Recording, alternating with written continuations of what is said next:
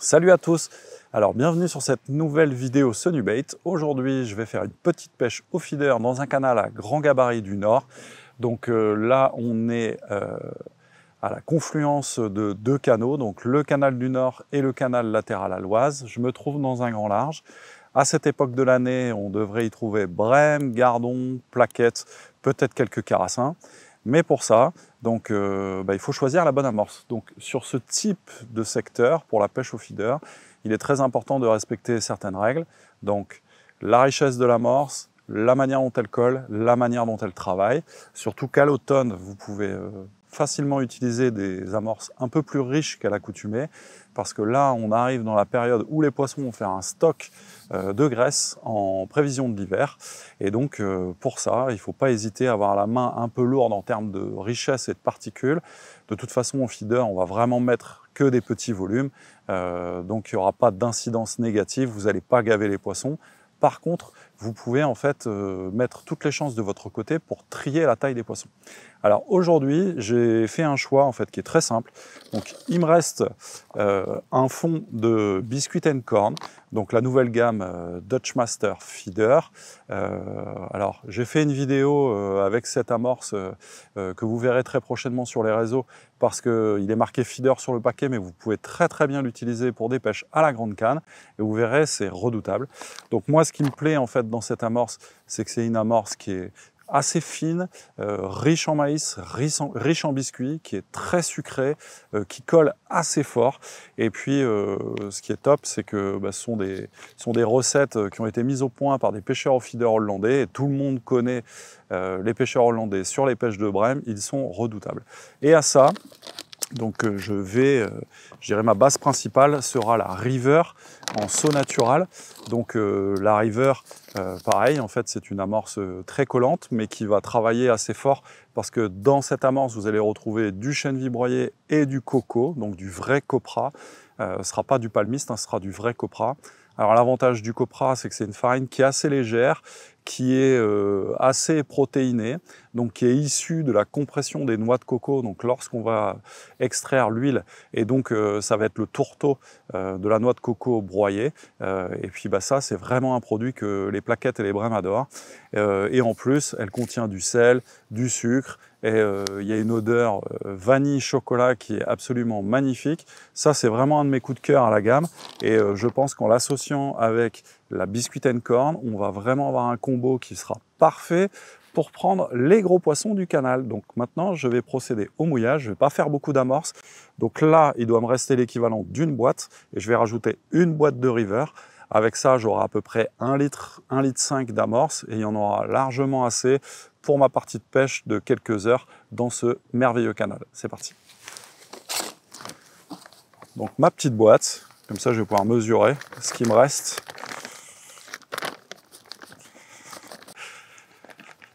Bon, hop, donc là on a les 3/4 d'une boîte. Donc là, comme on voit à l'écran, c'est une amorce qui a l'air un peu blanche, dans laquelle en fait vous allez retrouver plein de particules de maïs, et puis elle va légèrement brunir lorsqu'on va rajouter de l'eau, et puis la River va aider justement à avoir une teinte un peu plus sombre, même si pour moi ça serait pas risqué de pêcher qu'avec une amorce assez claire. Et puis honnêtement, elle a une odeur, on en mangerait, ça sent le gâteau, le bonbon, c'est vraiment sucré. Donc ça convient quand on pêche au feeder, donc pour les brèmes. Après, pour les gens qui habitent dans des régions un peu plus chaudes, où vous avez beaucoup de carassins, ça, sur les carassins, c'est redoutable, c'est vraiment magnifique.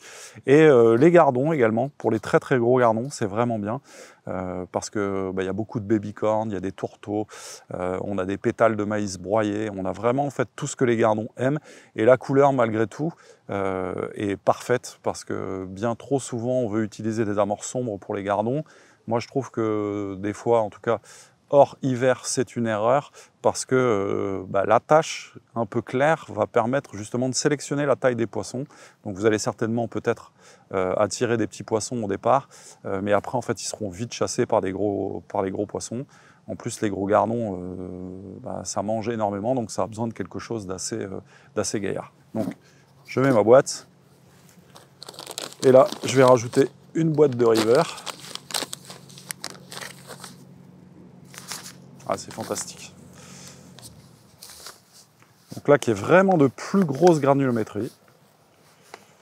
Donc on va pouvoir comparer les deux. Donc, hop. Donc là, on voit en fait, là, on a un vrai contraste et de couleur et de granulométrie. Donc là, la River qui est ici est vraiment plus grosse. Et la Biscuit & Corn, en fait, paraît plus fine. Néanmoins, une fois que la Biscuit & Corn sera mouillée, elle va avoir la même granulométrie que la River qui est ici. Parce que ici, le maïs, en fait, va vraiment pomper beaucoup d'eau. Ça va gonfler énormément et ça va être bien. Donc on peut facilement imaginer qu'une fois qu'on aura mélangé les deux, on aura une couleur qui sera entre le vert et le jaune très foncé. Mais surtout, en fait, ça sera parfait pour garder les poissons sur le coup. Ça sera suffisamment collant pour pouvoir résister au bassinet. Donc, qu'est-ce qu'une bassinée? Donc, c'est des mouvements d'eau assez violents de gauche à droite, donc souvent annonciateur en fait de passage de péniche. Et puis, ça va permettre aussi que les particules s'étalent sur le fond sans remonter vers la surface, parce qu'au feeder, ce qu'on cherche, c'est que les poissons aient le nez dans l'amorce, donc dirigés vers le fond, donc pour pouvoir en fait intercepter votre hameçon. Je vais mélanger le tout, et vous allez voir qu'une fois mélangé, alors là, il y a une odeur de chocolat vanille qui remonte, c'est magnifique. Donc Lilian va s'approcher, comme ça il pourra vous montrer en détail. Donc une fois mélangé, voilà ce que ça donne. Donc ça fait en fait une belle couleur, on a des beaux morceaux, on voit bien le chêne vie, on voit bien en fait les particules de maïs. Donc là, sec, je dois avoir un petit litre d'amorce sèche. Donc, ce qui sera largement suffisant. Donc, une fois mouillé, ouais, ça fera 1,5 litre, 2 litres. Donc, toujours mouiller l'amorce en 2 fois. Donc là, j'ai pris 1/3 de ma boîte blanche. Je vais en mettre une première fois. Donc, je ne vais pas mettre le tiers complètement. Parce qu'au feeder, en fait, c'est pas la même. On ne doit pas mouiller l'amorce de la même manière qu'à la canne. On doit avoir quelque chose qui soit collant mais sec. Alors quand je dis collant et sec, ça veut dire qu'on puisse faire une boule, que ça s'effrite assez rapidement, parce que le but du jeu, c'est qu'une fois que ça sera dans la cage, il faut qu'on puisse libérer, si on a une touche rapide, l'amorce sans laisser une trace. Et puis surtout, la cage, ça permettra aussi de compenser, je dirais, l'humidité globale de l'amorce lorsqu'on va lancer, parce qu'on peut presser vraiment très fort de chaque côté de la cage pour avoir le même rendu que quand on va pêcher à la canne et qu'on mouille l'amorce un peu plus fortement. Donc là, de toute façon, vous allez sentir au doigt, vous allez avoir de moins en moins de particules sèches, parce que ça donne un côté un peu croquant dans la main. Donc quand c'est encore un peu croquant, c'est que ça manque un petit peu d'eau, donc n'hésitez pas en fait à rajouter un petit peu d'eau. Après, il vaut mieux en rajouter en cours de pêche qu'en mettre trop dès le départ. Donc là, pour la première mouille, je vais rajouter un tout petit peu d'eau, histoire que ça gonfle vraiment bien. Paf. Voilà. Ah, cette odeur, c'est magnifique. Entre les pizzas de la brasserie à côté et l'odeur de l'amorce ici, on est entre le repas et le dessert. Donc là, ce que je vais faire, c'est que je vais laisser reposer pendant à peu près 10 minutes pour finir de mouiller l'amorce, et je vous montrerai en fait ce que j'entends par collant mais sec. Donc, on va laisser reposer, je vais aller finir de préparer mes affaires sur la tablette, les appâts, et puis dans 10 minutes, tout sera prêt, on pourra commencer la pêche. Alors vous pouvez aussi faire cette opération à la maison avant de partir à la pêche si vous êtes pressé, si vous n'avez pas trop le temps. Vous faites une première mouille à la maison, et puis une fois arrivé au bord de l'eau, vous rectifiez et vous ajustez en fait pour rajouter l'eau nécessaire pour avoir la mouille parfaite pour pêcher au feeder. Allez, à tout de suite. Donc ça y est, ça fait 10 minutes. Donc là, l'amorce nécessite vraiment de reprendre un petit peu d'eau. Vous voyez, j'arrive à faire une boule, mais c'est comme du sable. Donc une fois que j'effrite à peine entre mes mains, ça part tout de suite, pas en poussière, mais bon, ça revient à l'état de farine, Donc là, il manque un tout petit peu d'eau, à mon sens, pour pêcher en fait au feeder. Hop. À mon avis, je pense qu'il manque ça. Hop là. Il va en manquer encore un petit peu. Donc là, vous allez voir en fait ce que ça donne, un mélange sec et collant. Puis en plus, aujourd'hui, j'ai prévu de pêcher avec des pinkies vivants, quelques asticots morts, certainement couper quelques vers de terre. Donc quand vous vous apprêtez à couper quelques vers de terre, privilégiez quelque chose de pas trop mouillé parce que le jus des vers de terre va remouiller l'amorce. Alors pour moi, je trouve pas que ce soit un problème de pêcher avec des amorces surmouillées. Le seul truc, c'est que ça doit répondre à une règle. Les amorces surmouillées fonctionnent surtout lorsque c'est des pêches dites d'attente. C'est-à-dire que si vous devez pêcher en relançant toutes les minutes, toutes les 2 minutes, les amorces trop collantes en fait resteront dans la cage. Et ça, c'est pas toujours bien parce que vous allez en fait faire une traînée de particules et vous allez peut-être déplacer les poissons. Par contre, dès qu'on passe la barre des 5 minutes, 10 minutes d'attente, là, on peut avoir quelque chose d'un peu plus pâte à modeler, si je puis m'exprimer ainsi, un peu plus collant. Donc là, je vais rajouter à nouveau une petite lichette d'eau. Paf! Je remettrai un petit coup de batteur, histoire de bien casser les grumeaux.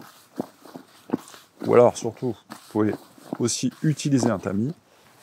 Et donc voilà, j'ai la consistance que je recherche. Donc c'est quoi collant sec? C'est ça. Donc j'ai l'amorce. J'arrive à faire une boule. On voit bien en fait la trace de mes doigts dans la boule.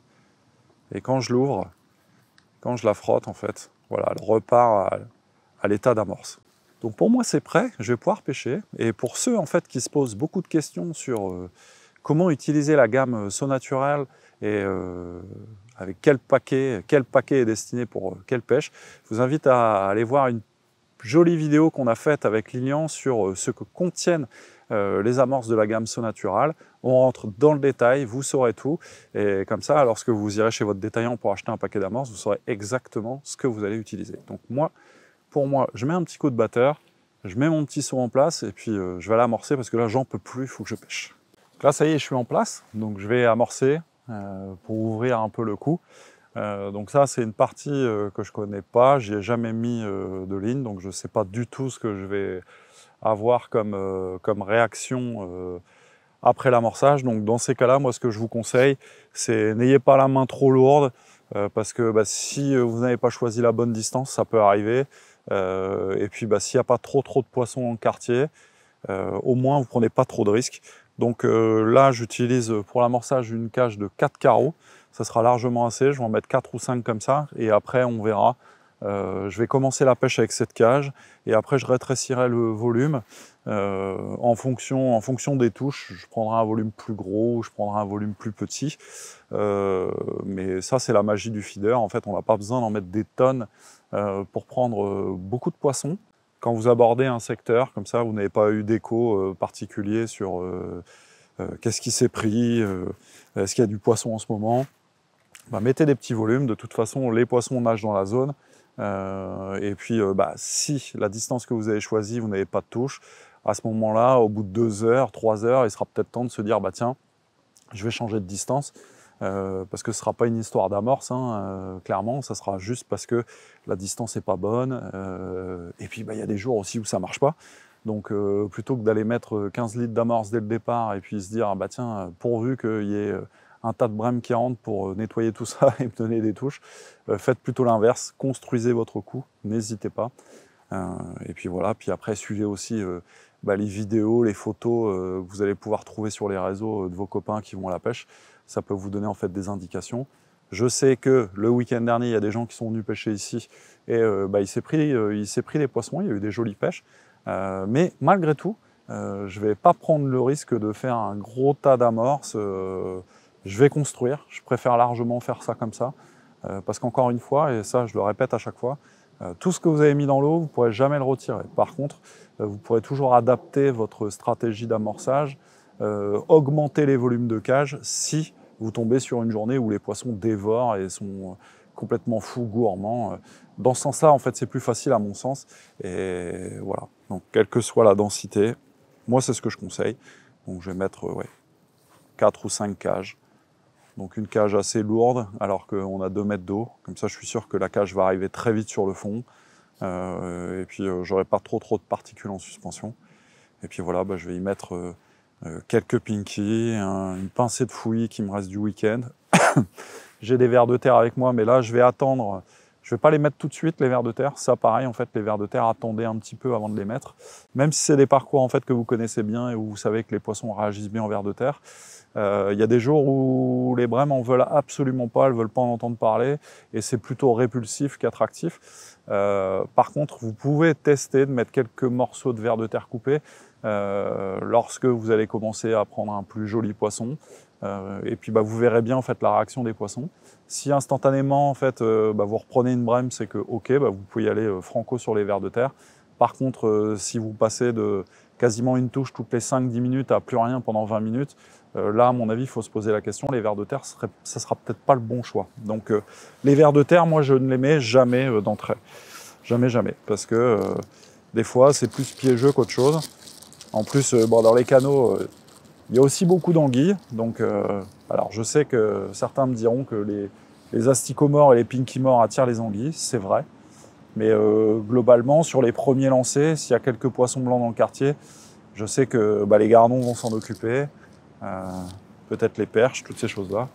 Donc voilà, une petite boule de fouillis. Et je vais ouvrir gentiment la pêche comme ça. Donc alors c'est parti, je vais prendre un petit peu d'amorce d'un côté, une petite boule de fouillis. Alors c'est vrai que pour certains ça paraît petit, mais je vous garantis que pour ceux qui commencent la pêche au feeder, vaut mieux commencer comme ça, plutôt que de vouloir mettre absolument des tonnes d'amorce. Le feeder en fait c'est pas du tout comme ça que ça marche. Ça marche en fait comme ça, on construit son coup petit à petit. Et des fois, vous serez surpris de voir que au premier lancer, vous prenez déjà des poissons. C'est parce que vous avez choisi la bonne distance, etc. Donc il faut créer une vraie compétition alimentaire. Et la compétition alimentaire, elle se joue grâce à des volumes un peu plus petits. Donc c'est parti. Hop, le repère en face. Première cage. Et donc là, je vais en lancer, allez, 5.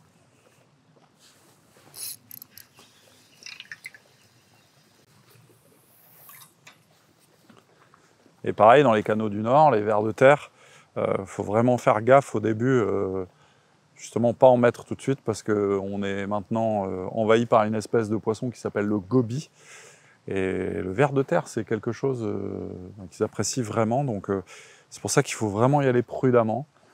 Sur les brèmes, c'est redoutable, c'est peut-être l'un des meilleurs appâts qui existent aujourd'hui pour prendre des brèmes, des grosses plaquettes, mais j'insiste vraiment sur le fait que ça vient dans un second temps et pas dès l'amorçage, parce que là, ça serait vraiment prendre beaucoup de risques, à mon sens.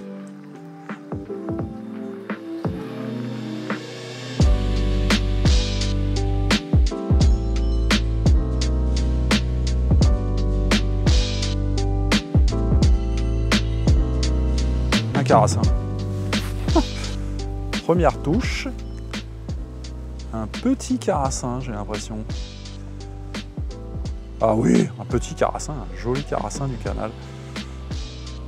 Oh la vache, incroyable. En plus, j'avais dit à Lilian avant d'arriver ici. Ici, ça pue le carassin. Allez, viens, oui. Pas capot.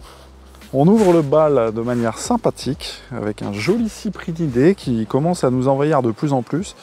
Alors honnêtement, je préfère ça au goby. Mais c'est incroyable en fait. Des carassins, des carassins, des carassins. Donc bon, s'il y a des carassins dans le quartier, je ne suis pas inquiet pour les tenir parce que la biscuit and corn pour ces poissons-là, c'est vraiment magique. Donc voilà, premier poisson de la session, à la deuxième cage. Et donc voilà, ça confirme bien en fait ce que je vous ai dit sur l'amorçage de départ. Il ne faut pas vouloir toujours en mettre plus que ce que vous pensez. Il vaut mieux construire. Quand les poissons sont dans le coin, que vous avez choisi la bonne distance, d'où l'important aussi de bien sonder, et ben voilà ce que ça donne. Première touche, j'ai ça. Donc c'est peut-être un coup de bol, mais bon, malgré tout, quand il y a des carassins, ça veut dire qu'il y a d'autres poissons dans le quartier. Donc allez, hop. À tout à l'heure pour la photo.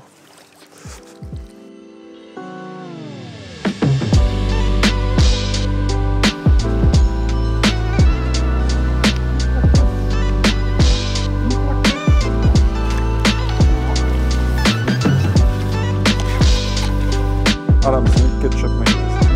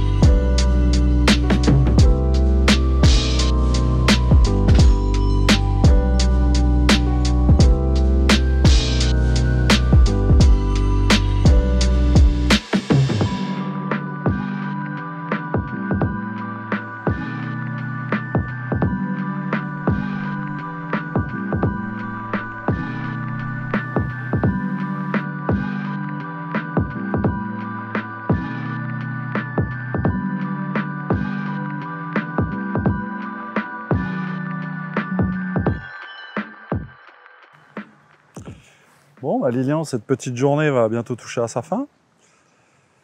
On a fait une très très belle pêche de plaquettes. C'était vraiment magnifique. L'amorce a très bien fonctionné. Petite quantité, je pense qu'il doit me rester la moitié de ce que j'ai mouillé. Et il y a vraiment eu en fait beaucoup de touches. Après, malgré la présence en fait de nombreux poissons, il a quand même fallu pas faire n'importe quoi. Donc typiquement, ce qui n'a pas marché du tout, c'est les vers de terre coupés. Ça a complètement éteint la lumière, alors qu'avant de couper des vers de terre, j'avais décidé d'abord de mettre un bout de ver de terre à l'hameçon et j'ai pas attendu 5 minutes pour prendre un poisson. Donc je me suis dit, bon bah ok, c'est une èche en fait qui va intéresser les poissons. Ce dont on avait parlé en fait en début de vidéo. Et donc je me suis mis à couper quelques vers de terre et là, le nombre de touches s'est totalement écroulé. Les poissons ont disparu pendant presque 45 minutes, j'ai envie de dire. Et donc je suis revenu sur une approche classique, comme au départ, avec des pinkies, des asticots dans l'amorce. Et puis surtout, le truc magique aujourd'hui, c'est 4 gothers rouges sur un hameçon de 14 alors qu'on pêche dans le canal. Je pense que ça, c'est vraiment magique parce qu'il y a quelques années, dans ce genre de canot, si on pêchait pas avec des hameçons de 22, 24, avec un verre de vase, il n'y avait aucune chance de prendre un poisson. Et ben là, comme quoi, le feeder, ça ouvre en fait le champ des possibles. Ça, c'est plutôt chouette. Donc pareil, en fait, l'amorce, à un moment donné, il a fallu vraiment la remouiller. Donc pour faire un espèce de pâté, comme ce qu'on avait déjà eu dans une vidéo précédente où effectivement la taille des poissons a commencé à devenir beaucoup plus belle lorsque l'amorce était vraiment très mouillée. Donc même avec de l'amorce sans fish meal, parfois c'est ce qu'il faut faire pour pouvoir trier les poissons. Et voilà, une dernière jolie plaquette pour finir la séance. Donc moi je vous invite vraiment à essayer toutes ces amorces Sonubait. En plus, sur des parties de pêche comme ça, avec 2 kg d'amorce, on aura largement de quoi faire 3 ou 4 pêches. Donc ça, c'est chouette. Alors, je vais utiliser le dégorgeoir. Je vais vous montrer cette jolie plaquette du canal du Nord. Hop là, voilà. Jolie plaquette. Donc, elles sont toutes taillées dans le même moule aujourd'hui. Donc, j'en ai vraiment pris beaucoup. La bourriche va être très lourde. En tout cas, j'espère que cette vidéo, comme d'habitude, vous aura plu. N'hésitez pas à vous abonner à notre page Facebook, Instagram et YouTube de chez Sonubait. Moi, je vous dis à bientôt pour une nouvelle vidéo. J'aurais dû faire un trou un petit peu plus grand pour que ça aille un peu plus vite.